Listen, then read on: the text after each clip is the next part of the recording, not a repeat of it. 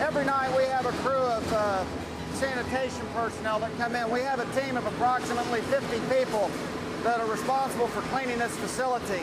At the end of production, usually around 11:30 to midnight, the sanitation crew will come in and they literally disassemble all of the processing equipment in each of our different processing areas. They then bring high-pressure hoses out. They use soaps and sanitizers and literally clean the entire facility from top to bottom. All of the equipment now has been inspected by our quality assurance department and has passed all of the pre-operation checks before we go into production. Each truckload of beef or truckload of pork that we receive contains approximately 40,000 pounds. The material comes in large cardboard boxes with liners that contain approximately 2,000 pounds of material. We're looking for several critical things. We're going to check the temperature of the product. We're going to check the age of the product. And if all of that meets within the acceptable ranges, we go ahead and receive it into our inventory. When we receive that product, we assign each bin of raw materials a unique identification number that stays with it throughout the entire process. And that gives us complete traceability. We know exactly when the product was received. We know when it got transferred to our refrigerated warehouse. And we also know when it went to the processing floor and we used it to start either producing hamburger patties with or we start making sausage patties. McDonald's uses 100% USDA inspected beef. It's no fillers, no extenders to make their hamburger patties with.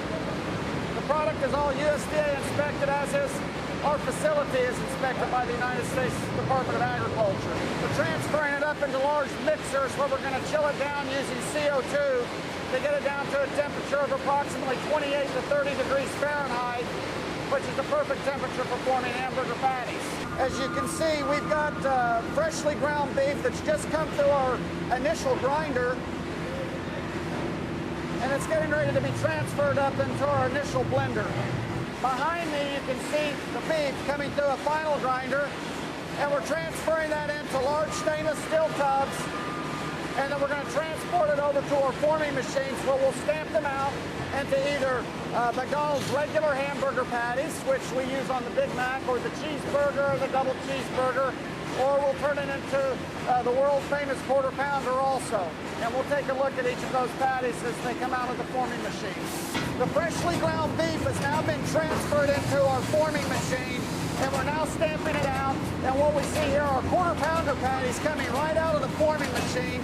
This product is about 32 degrees. And so we need to freeze it, and we're going to run it through a large impingement freezer, which will take roughly 2 minutes. And it'll take the product from 32 degrees Fahrenheit down to 0 degrees Fahrenheit in that period of time. Here we have the frozen patties a short 2 minutes later coming out of the freezer at 0 degrees Fahrenheit. The patties are now passing underneath a metal detector and then dropping into an automated stacking machine that presents the patties to the operators, and they're going to take them, place them into a carton, and then we're going to seal them up and get ready to ship them to the McDonald's restaurants. Each one of these boxes represent a customer. In each one of these boxes, either 4 to 1 or 10 to 1s, 120 customers in a 4 to 1 box. That's the patty count. 384 plus or minus 4 in a 10 to 1 box. That's how many customers each box is connecting with. And we have to make sure that those customers are safe, that they receive the highest quality, and that they get everything they need from our customer, which is McDonald's.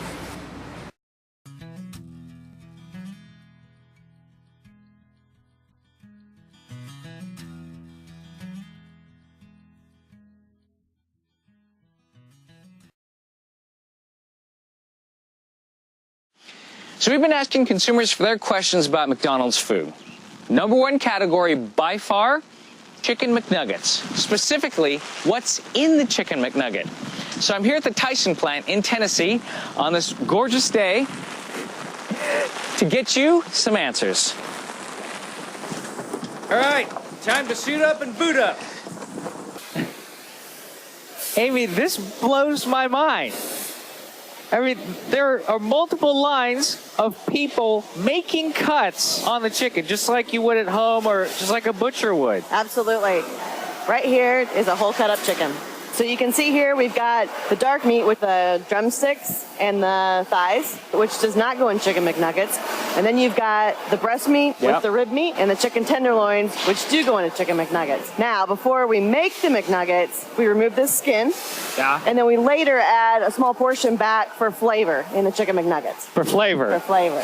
Everybody likes a little bit of chicken skin. Sure. Okay, Amy, so what are we seeing here? So this is our grinding operation. This is 100% white meat chicken, so the exact same cuts that you saw previously. And then this is the actual grinding plate that we use to grind the chicken.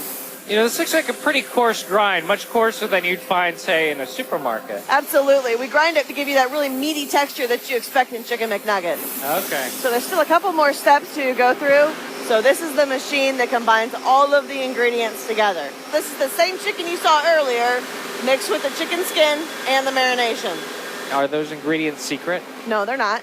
So the full list is on the website, but some of the ingredients are water, sodium phosphates, and food starch, which give us that really juicy bite to the Chicken McNugget. Okay. And then it's also salt to really increase the flavor of the product.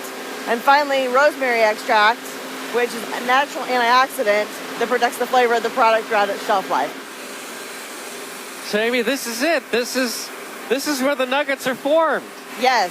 Each nugget goes through a very thin layer of batter, followed by a thin layer of breader, and the breader contains some of the flavor components such as celery and white pepper. Okay. And that's I followed... can smell the white pepper, Yeah, actually. absolutely. And then the final step is the tempura coating, or a thicker batter, which is really unique to the nugget. It's a blend of wheat flour, corn flour, starches, and leavening agents, and the leavening agents aerate the batter, and that's what makes the nuggets really unique. Oh, man, Amy. First of all, it smells so good in here. It does. So they've been through the fryer here at the plant. So as you can see, we only partially cook them here in the plant, and basically we do that to set the tempura batter. Oh, so yeah, it's raw inside. Absolutely. So that's just to get this texture.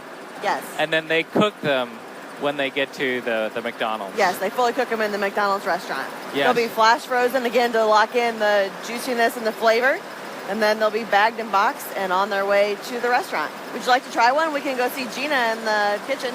Yeah, she's cooking them up right now. Yeah. Will you be mad if I tell you I haven't had a McNugget in a long, long time? So, Gina, what do you do here? So we are in our sensory kitchen where we evaluate nuggets every hour off the line. So you eat chicken nuggets every hour? Absolutely. All right, so what's a perfect nugget? So first we evaluate on appearance. So we want to make sure that it's a light golden brown. Okay. Make sure that it has ridges and peaks. Yes. And then you need to have a slightly firm texture, Okay. but it's still juicy. Yes. And okay. then from a flavor perspective, we want to make sure that you pick up on a chicken flavor as well as some slight pepper and celery notes. Should we try one? Let's try one. All right. I'm a barbecue man myself. What about you? Sweet and sour. Uh-huh. Oh, see, that's the experience that I remember. That reminds me of my childhood. Mm-hmm. Okay, from the very end all the way back to the beginning. Yes. We're at the end of the freezer tunnel. Now, I know what you're thinking. These look like potatoes, but are they really potatoes? Let's go check out the rest of the process. All right. So this whole thing is the freezer tunnel. Yes, it's about 50 yards in length. So the fries go in unfrozen, they come out Frozen. What about me? What if I went in one side and came out the other? It would turn you into a Grantsicle. So what's before freezing? So these are actually cooked. Yeah, they're partially fried, and then the final preparation is done at the restaurant.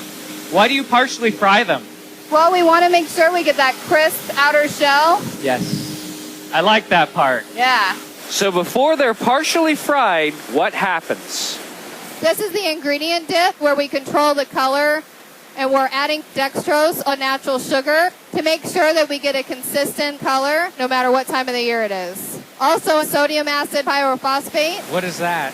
That's going to make sure that we control the graying after freezing. So this is all about maintaining consistency all throughout this process. Yes. It's no wonder that the fries always taste the same. They always taste really good. Let's keep going back. Behind us, you can see whole potatoes coming at us. Yes? And then I see this thing that looks like a cannon.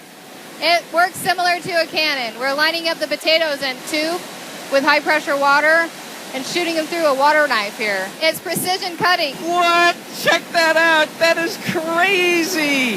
How fast do they fire through here? 60 to 70 miles per hour. These are all the potatoes coming in. I mean, some of these are huge. That one's as big as my forearm.